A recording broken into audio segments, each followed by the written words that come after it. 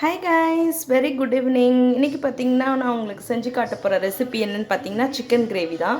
என்னோடய ஹஸ்பண்ட் ரொம்ப விருப்பமாக கேட்டாங்க, ரொம்ப நாள் ஆச்சு சிக்கன் எடுத்து. சரி, இன்றைக்கி சிக்கன் பண்ணிடலான்றதுக்காக சிக்கன் கிரேவி சிக்கன் எடுத்திருக்கேன். ஸோ உங்களுக்கு செஞ்சு காட்ட போகிற வீடியோ என்னென்னு பார்த்தீங்கன்னா இன்றைக்கி சிக்கன் கிரேவி. வாங்க வீடியோக்குள்ளே போயிடலாம். ஸோ இன்றைக்கி பார்த்தீங்கன்னா உங்களுக்கு 2 டேபிள் ஸ்பூன் வந்து ஆயில் எடுத்திருக்கேன். 2 or 3 டேபிள் ஸ்பூன் ஆட் பண்ணியிருக்கேன்.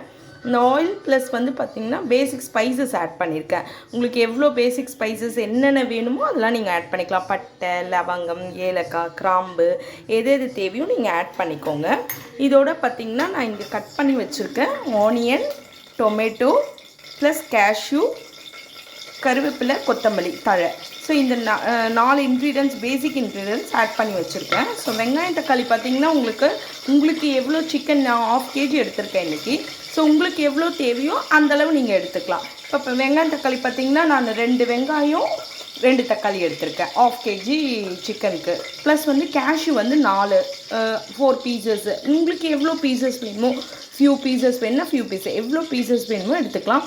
கொத்தமல்லி தழை, கருவேப்பிலை வந்து நீங்கள் ஃபைனலாக கூட நீங்கள் ஆட் பண்ணிக்கலாம். இல்லைனா வதக்கும் போது கூட நீங்கள் ஃப்ரைக்கு ஆட் பண்ணிக்கலாம். இப்போ பார்த்திங்கன்னா நான் இதில் ட்ரான்ஸ்ஃபர் பண்ணிடுறேன். வெங்காயம் தக்காளி ஆட் பண்ணுறேன்.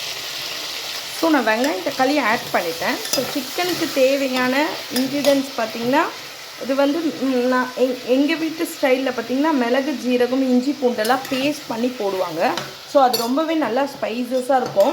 இது பார்த்திங்கன்னா வெங்காயம் தக்காளி இப்போ வதங்கிட்டுருக்கு. ஸோ வெங்காயம், தக்காளி, பட்டை, லவங்கம், ஏலக்காய், கிராம்பு நல்லா ஃப்ரை ஆகணும். ஸ்டிர் ஆகிட்ட பிறகு ஸோ நல்லா ஒரு ஃபியூ மினிட்ஸ் எடுத்துக்கோ. It will take few minutes. So இது நல்லா ஸ்டிர் ஆகட்டும், ப்ரௌனிஷாக ஆகணும். வெங்காயம் தக்காளி நல்லா ப்ரௌன் ஆகட்டும்.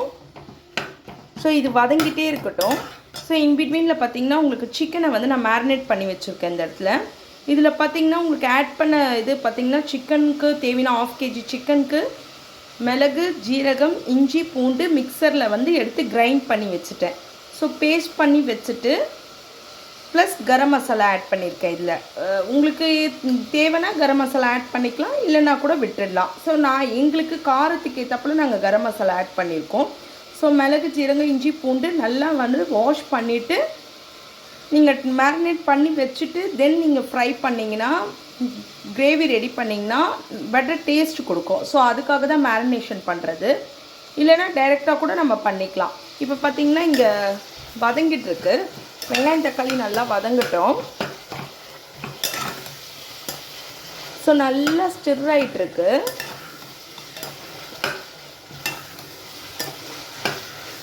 ஸோ 2 டொமேட்டோ, 2 ஆனியன்ஸ் போட்டிருக்கேன். ப்ளஸ் கேஷ்யூமே ஆட் பண்ணியிருக்கேன் சிக்கன் கிரேவிக்கு. ஸோ ப்ளஸ் பார்த்திங்கன்னா இன்றைக்கி எங்கள் வீட்டில் டிஃபன் பார்த்திங்கன்னா சப்பாத்தி தான் போட்டிருக்கோம். ஸோ இந்த சப்பாத்திக்கு தேவையான இது வந்து பார்த்திங்கன்னா சைட் டிஷ்ஷுன்னு பார்த்திங்கன்னா சிக்கன் கிரேவி நல்ல காம்பினேஷன். ஸோ அது நல்லாவே டேஸ்ட்டு கொடுக்கும்.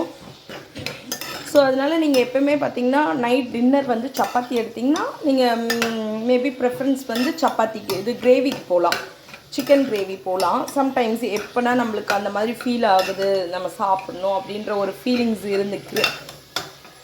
கிரேவிங்ஸாக இருந்ததுன்னா நீங்கள் அந்த டைமில் வந்து சிக்கன் எடுத்துகிட்டு ப்ளஸ் இந்த மாதிரி நீங்கள் ரெசிபி ரெடி பண்ணி கொடுத்தீங்கன்னா ரொம்பவே நல்லாயிருக்கும். ஸோ இப்போ பார்த்திங்கன்னா வெங்காயம் தக்காளி நல்லா வதங்கிட்டுருக்கு. நல்லா ஃப்ரை ஆகட்டும். ஸோ நல்லா ஃப்ரை ஆகணும், ப்ரௌனிஷாக டர்ன் ஆகணும். ஸோ ப்ரௌனிஷாக டர்ன் ஆகிட்டுருக்கு.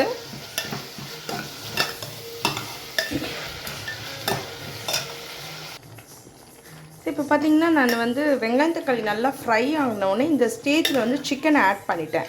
சிக்கன் வந்து நல்லா ஆட் ஆகிட்டு நல்லா ஸ்டிர் ஆகணும். ஸோ சிக்கனை வந்து அப்படியே நீங்கள் இதுவாக போட்டிங்கன்னா ஸ்மெல் வரும். ஸோ அதனால நல்லா இது பண்ணிவிட்டு நல்லா வாஷ் பண்ணிவிட்டு நல்லா ஃப்ரை ஆகணும், டீப் ஃப்ரை ஆகணும். ஸோ அப்போ தான் நல்லாயிருக்கும் சிக்கனு. ஸோ இந்த ஸ்டேஜில் நான் வெங்காயம் தக்காளி நல்லா ஃப்ரை ஆகினோடனே சிக்கனுமே ஆட் பண்ணிட்டேன்.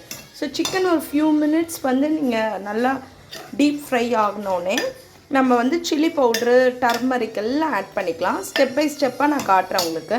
ஸோ இப்போ பார்த்திங்கன்னா இந்த ஸ்டேஜில் நான் லெமன் லைட்டாக ஸ்க்வீஸ் பண்ணி விடுறேன். ஸோ லெமன் வந்து டேஸ்ட் கொடுக்கும். ஸோ லைட்டாக லெமன் ஸ்க்வீஸ் பண்ணுறேன். So it will give taste for சப்பாத்திக்கெலாம் பார்த்திங்கன்னா இந்த மாதிரி கிரேவி ரெடி பண்ணிங்கன்னா ப்ரிப்பேர் பண்ணிங்கன்னா ரொம்பவே நல்லாயிருக்கும். ஸோ லெமன் லைட்டாக ஸ்க்வீஸ் பண்ணேன், ரொம்ப இல்லை, சும்மா லைட்டாக பிஞ்ச் நீங்கள் ஸ்க்வீஸ் பண்ணிங்கன்னா போதும். ஸோ இந்த ஸ்டேஜில் அடுத்தது நெக்ஸ்ட்டு பார்த்தீங்கன்னா டர்மரிக் ஆட் பண்ணுறேன். ஸோ டர்மரிக் லைட்டாக உங்களுக்கு தேவையானது பிஞ்ச் ஆட் பண்ணிக்கலாம். ஏன்னா நான் வாஷ் பண்ணும் போதே வந்து டர்மரிக்கை வந்து போட்டு தான் சிக்கனை வாஷ் பண்ணி எடுத்தேன். ஸோ நான் நெக்ஸ்ட் இதில் பார்த்திங்கன்னா டர்மரிக் ஆட் பண்ணிக்கோங்க. ஸோ டர்மரிக்குமே ஆட் பண்ணிட்டேன். இந்த ஸ்டேஜில் நீங்கள் சில்லி பவுட்ரு ஆட் பண்ணிக்கலாம். உங்களுக்கு எவ்வளோ தேவையோ காரத்துக்கு ஏற்றப்பல சில்லி பவுட்ரு ஆட் பண்ணிக்கோங்க.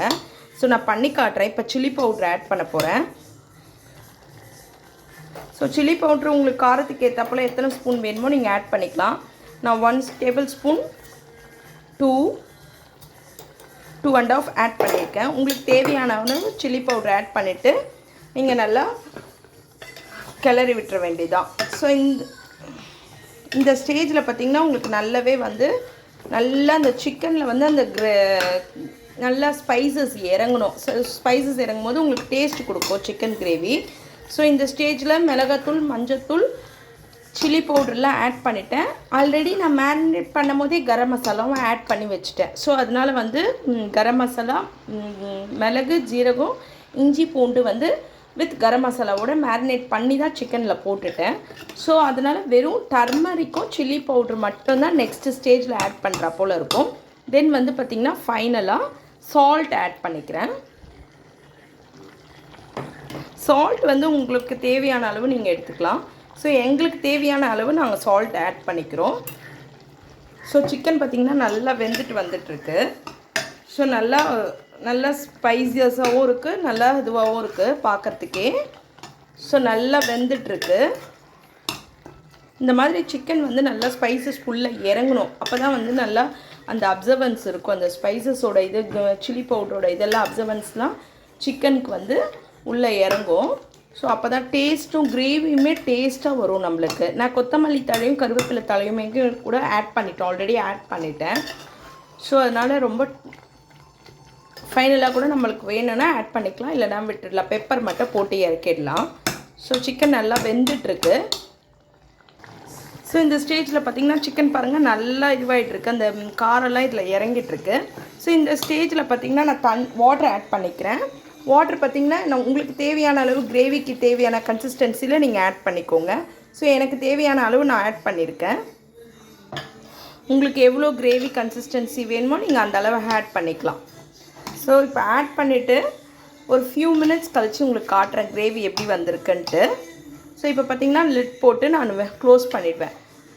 க்ளோஸ் பண்ணிவிட்டு 3 விசில்ஸ் ஆர் 4 விசில்ஸ் எடுத்திங்கன்னா உங்களுக்கு கிரேவி ரெடி ஆகிடும். ஸோ அதுக்கப்புறம் உங்களுக்கு காட்டுறேன், ரெடி ஆகிட்ட பிறகு உங்களுக்கு காட்டுறேன். அது வரைக்கும் நம்ம வெயிட் பண்ணலாம். Okay, hi guys. இப்போ பார்த்தீங்கன்னா நான் இறக்கிட்டேன், ஸ்டீம் போட்டு எடுத்துட்டேன். ஒரு 4 விசில் போட்டு எடுத்திருக்கேன். ஸோ பார்த்திங்கன்னா நல்லா சூப்பராக வந்திருக்கு கிரேவி. ஏன்னா லெமன் ஸ்க்வீஸ் பண்ணிவிட்டு ப்ளஸ் வந்து கரம் மசாலாலாம் ஆட் பண்ணாலே கிரேவி செம்ம டேஸ்ட்டாக இருக்கும். ஸோ இதுவுமே இன்னும் கொஞ்சம் திக்னஸ் கொடுக்கணுன்றதுக்காக நான் வச்சுருக்கேன் கேஸில். ஸோ சைட் பை சைட் பார்த்திங்கன்னா ஃபைனலாக பார்த்திங்கன்னா நம்ம கொத்தமல்லி தழை கூட நம்ம ஆட் பண்ணிக்கலாம். உங்களுக்கு தேவையான கொத்தமல்லி தழை வந்து நீங்கள் ஆட் பண்ணிங்கன்னா டேஸ்ட் கொடுக்கும். ஸோ நான் கொத்தமல்லி தழை வச்சுருக்கேன், ப்ளஸ் சப்பாத்தி மாவுமே ரெடி பண்ணி வச்சுட்டேன். தென் நான் வாக் போயிடுவேன். ஸோ அதுக்காக பிஃபோராக ஹஸ்பண்ட் வரதுக்குள்ளே எல்லாத்தையும் ரெடி பண்ணி வச்சுட்டு நம்ம போனோன்னா நம்மளுக்குமே ஈஸியாக இருக்கும் வந்து செய்யறதுக்கு.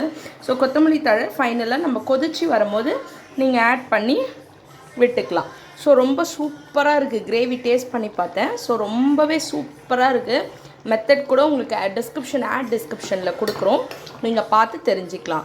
ஓகே, நாளைக்கு பார்த்தீங்கன்னா ஒரு இன்ட்ரெஸ்டிங்கான வீடியோ போட போகிறேன். என்னோடய பூஜா ஹோம் டூர் வீடியோ போடுறேன், பூஜா டூரோட வீடியோ. அது வந்து ரொம்ப இன்ட்ரெஸ்டிங்காக இருக்கும். என்னோடய வைப்ரேஷன்ஸ் எல்லாமே வந்து என்னோடய ஹாப்பினஸ், ஃபீலிங்ஸு, எல்லாமே வந்து என்னோடய ஹோம் டூரில், பூஜா டூரில் வந்து it will be very interesting. So அது வந்து நாளைக்கு பார்க்கலாம். ஓகேங்களா? தேங்க்ஸ் ஃபார் வாட்சிங் வீடியோ. பாய்.